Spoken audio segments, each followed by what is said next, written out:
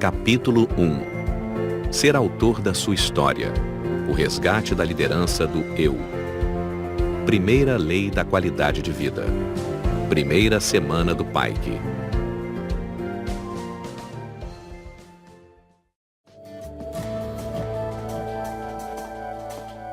Ser autor da sua história é ser. Primeiro, capaz de reconhecer a grandeza da vida e da história fascinante que cada ser humano possui inscrita em sua memória. Segundo, capaz de construir e seguir metas claras, não ter uma vida sem direção. Terceiro, capaz de fazer escolhas para atingir suas metas, ter consciência de que toda escolha implica perdas e não apenas ganhos. Quarto, capaz de tomar decisões e corrigir rotas sociais, profissionais e afetivas. Quinto, capaz de reconhecer seus limites, falhas, atitudes incoerentes, reconhecer suas doenças psíquicas, ter consciência de que o pior doente é aquele que nega a sua doença. Sexto, capaz de não desistir da vida, mesmo diante das perdas, dificuldades, decepções, acreditar sempre na vida. Sétimo, capaz de ser transparente, não se esconder atrás do sorriso maquiado, posição social, conta bancária. Oitavo, capaz de ter domínio próprio, não ser controlado pelo ambiente, circunstâncias e conflitos internos. Nono, capaz de liderar a si mesmo, antes de liderar o mundo de fora. Décimo, capaz de treinar sua inteligência para viver todas as leis da qualidade de vida deste programa. Quem vive essas leis conquista todas as demais características. A vida, grandiosa, belíssima e indefinível. O Pike é um projeto que clama no coração do ouvinte para mostrar que cada ser humano possui uma rica história que contém lágrimas, alegrias, falhas, coragem, timidez, ousadia, insegurança, sonhos, sucessos, frustrações. Chora, sente-se frágil, sofre solidão ou tem uma reação ansiosa. Você é um ser humano complexo. A última fronteira da ciência é desvendar a natureza da energia psíquica e os segredos da nossa inteligência. Você admira o mundo das emoções construído no âmago da sua psique ou alma? Nossa espécie tem o privilégio de ser uma espécie pensante entre milhões de espécies na natureza, mas infelizmente ela nunca honrou adequadamente a arte de pensar. As discriminações que sempre mancharam nossa história são um testemunho evidente de que não honramos essa fascinante arte. Infelizmente, pela falta de compreensão do espetáculo da vida e dos segredos que nos tecem como seres que pensam, sempre nos dividimos. A paranoia de querer estar um acima do outro e as guerras ideológicas, comerciais e físicas são reflexos de uma espécie doente e dividida. Não percebemos que no teatro da nossa mente somos todos iguais. Não somos judeus, árabes, americanos, brasileiros, chineses. Somos seres humanos, pertencentes a uma única e fascinante espécie. Temos diferenças culturais, mas os fenômenos que constroem cadeias de pensamentos e transformam a energia emocional são exatamente os mesmos em cada ser humano. Por isso, toda discriminação é desinteligente e desumana. Todos somos artistas no teatro da vida. Talvez você nunca tenha ouvido falar sobre isso, mas se apaixonar pela vida e pela espécie humana são condições fundamentais para se ter alta qualidade de vida e sabedoria. Por favor, lembre-se sempre disto. A vida que pulsa dentro de nós, independente de nossos erros, acertos, status e cultura, é uma joia única no teatro da existência. Cada ser humano é um mundo a ser explorado, uma história a ser compreendida, um solo a ser cultivado. É uma atitude irracional valorizarmos alguns artistas de Hollywood, políticos e intelectuais, e não valorizarmos na mesma estatura nossa indecifrável capacidade de pensar. Afinal de contas, Todos somos grandes artistas no anfiteatro da nossa mente. Que espécie é essa em que alguns são supervalorizados e a maioria é relegada ao rol dos anônimos? Isso é uma mutilação da inteligência. Muitos podem não ter fama e status social, mas para a ciência, todos somos igualmente complexos e dignos. A rainha da Inglaterra nunca teve mais valor nem mais complexidade intelectual do que um miserável das ruas de Londres.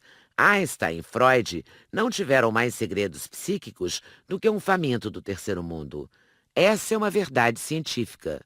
Quando você lê sua memória em milésimos de segundos e escolhe, sem saber como, as informações em meio a bilhões de opções em seu inconsciente para construir uma única ideia, você está sendo um grande artista. Você crê nisso? Supervalorizar uma minoria de intelectuais, artistas, políticos, empresários pode ser tão traumático quanto discriminar. Respeitar e tomar algumas pessoas como modelo é saudável, mas supervalorizá-las bloqueia nossa inteligência e capacidade de decidir. Hitler foi supervalorizado. As consequências foram trágicas. A primeira grande lei da qualidade de vida do programa Pike é ser autor da sua própria história. Para ser autor da sua história, é necessário, primeiramente, enxergar a grandeza da vida e nunca se diminuir, se inferiorizar ou ter pena de si mesmo. Em segundo lugar, deve ter consciência de que na essência psíquica somos iguais e nas diferenças nos respeitamos. Em terceiro lugar, deve aprender a resgatar a liderança do eu, para ser líder de si mesmo. Vejamos. O resgate da liderança do eu. Muitos confundem o significado do eu. Mesmo nas teorias psicológicas, há uma carência de definição adequada. De acordo com a teoria da inteligência multifocal, o eu representa a nossa consciência crítica, nossa vontade consciente e capacidade de decidir. O eu é a nossa identidade. O eu não são meros pensamentos ou emoções. O eu é a nossa capacidade de analisar as situações, duvidar, criticar, fazer escolhas, exercer o livre-arbítrio, corrigir rotas, estabelecer metas, administrar as emoções e governar os pensamentos. Estudaremos em outros capítulos que é possível produzir pensamentos e emoções sem a autorização do eu. Esse fenômeno, que ocorre com frequência, é um dos mais complexos da mente humana. Quantas vezes pensamos o que não queremos e sentimos o que não queremos? Você tem pensamentos que roubam sua tranquilidade? Um eu doente, sem estrutura e maturidade, é indeciso, inseguro, instável, impulsivo, ansioso, escravo dos pensamentos e das emoções destrutivas. Mesmo intelectuais, executivos e líderes sociais podem ter um eu doente ou imaturo. Eles podem ser ótimos para tratar de problemas externos, mas não para resolver problemas internos. Quando são contrariados, criticados ou atravessam perdas, têm reações agressivas ou sofrem excessivamente. Nossa história, arquivada na nossa memória, é a caixa de segredos da nossa personalidade. Ninguém é autor sozinho da sua história. Somos construídos e construtores da nossa personalidade. Somos construídos pela carga genética e pelo ambiente educacional e social, representados pelos nossos pais, professores, amigos, colegas, escola, televisão, esporte, música, uso da internet. Somos construtores da nossa personalidade através da liderança do eu. A cada ano, milhões de pensamentos e emoções são registrados na memória, tecendo complexas redes de matrizes. Pouco a pouco, essas matrizes preparam a formação do eu. Quando uma criança começa a pedir, por exemplo, água à sua mãe, o seu eu começa a dar grandes saltos, pois ela constrói uma cadeia de pensamentos que expressa, ainda que parcialmente, a consciência da sede do outro e de que sua necessidade será atendida. A produção de um pequeno pensamento como esse parece muito simples, mas representa um fenômeno tão complexo que milhões de computadores interligados jamais conseguirão realizar. Os computadores nunca terão a consciência da existência, estarão sempre mortos para si mesmos. Na adolescência, o eu deveria estar razoavelmente alicerçado. Na vida adulta, ele deveria estar estruturado a tal ponto que deveria assumir plenamente a capacidade de liderança do próprio ser. O grande problema é que a maioria das pessoas não desenvolve um eu crítico, lúcido, coerente, capaz de tomar decisões certas na hora certa. Assim, ele nunca se torna autor da própria história.